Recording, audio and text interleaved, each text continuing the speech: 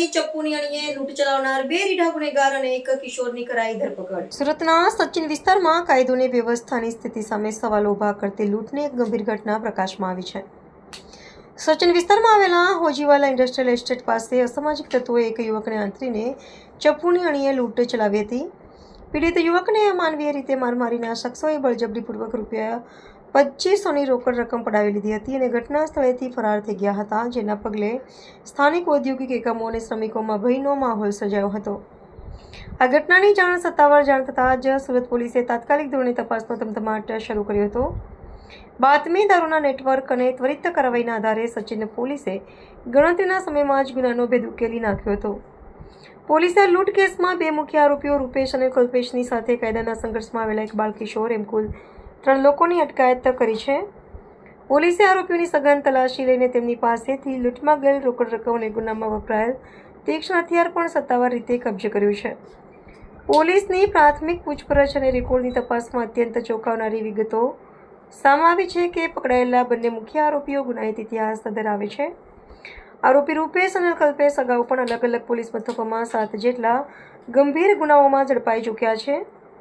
આ રીઢા ગુનેગારો સામે પોલીસ હવે કડક કાનૂની કાર્યવાહી હાથ ધરી છે અને ભવિષ્યમાં આવી ઘટનાઓ નિવારવા માટે ઔદ્યોગિક વસાહત તેમજ આસપાસના વિસ્તારોમાં રાત્રે પેટ્રોલિંગ વધુ સઘન બનાવવાનો નિર્ણય લીધો છે। તારીખ 19/4/2026ના રોજ સચિન પોલીસ સ્ટેશનમાં એક અનડિટેક લૂંટનો ગુનો દાખલ થયેલો છે।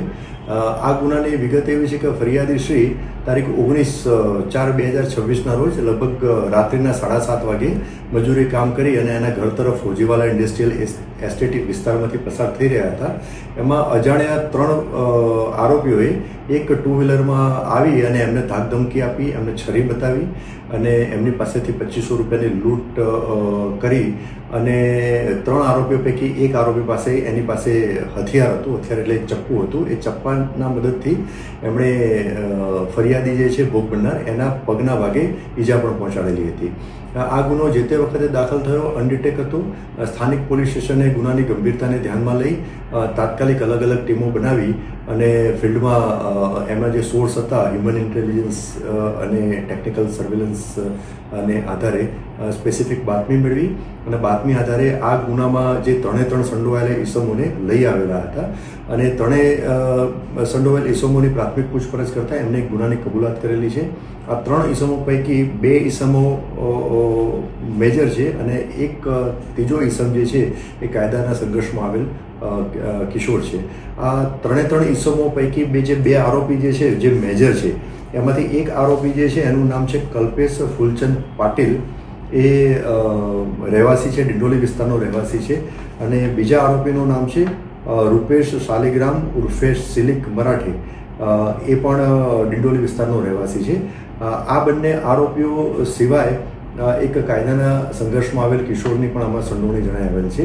તપાસના કામે જે હથિયાર, જે વેપન વપરાયેલું હતું ચપ્પુ, એ રિકવર કરવામાં આવેલું છે અને 3 ઈસમો પૈકી જે 2 મેજર આરોપી જે છે એમની ગુનાની તપાસના કામે ધરપકડ કરવામાં આવેલી છે અને જે વાહન, જે 2-વ્હીલર હતું ગુનામાં જે ઉપયોગમાં લેવાયેલું હતું એ આરોપી નંબર 1 એટલે કલ્પેશ ફૂલચંદ પાટીલનું હતું। એ મોપેડ એક્સેસ પણ તપાસ દરમિયાન કબજે કરવામાં આવેલું છે। આ જે 2 મેઇન જે મેજર બંને આરોપી જે છે એ બંને આરોપીઓનો ગુનાહિત ઇતિહાસ પણ છે। એટલે કે કલ્પેશ ફૂલચંદ પાટીલના વિરુદ્ધમાં ડિંડોલી પોલીસ સ્ટેશનમાં શરીર સંબંધી ગુનો દાખલ થયેલો છે અને તેના સિવાય જે રૂપેશ શાલિગ્રામ ઉર્ફે સિલિક મરાઠી એ ખૂબ જ રીઢો આરોપી છે। એમના વિરુદ્ધમાં ડિંડોલી પોલીસ સ્ટેશનમાં અલગ અલગ 7 ગુના દાખલ થયેલા છે। એમાં મિલકત સંબંધી ગુનાઓ અને શરીર સંબંધી ગુનાઓનો પણ સમાવેશ થાય છે અને ગુજસી ટોકનો ગુનો પણ એના વિરુદ્ધમાં દાખલ થયેલ છે અને એક શરીર સંબંધી ગુનામાં એક મર્ડરનો ગુનો પણ દાખલ થયેલ છે। આમ બંને આરોપીઓનો ગુનાહિત ઇતિહાસ છે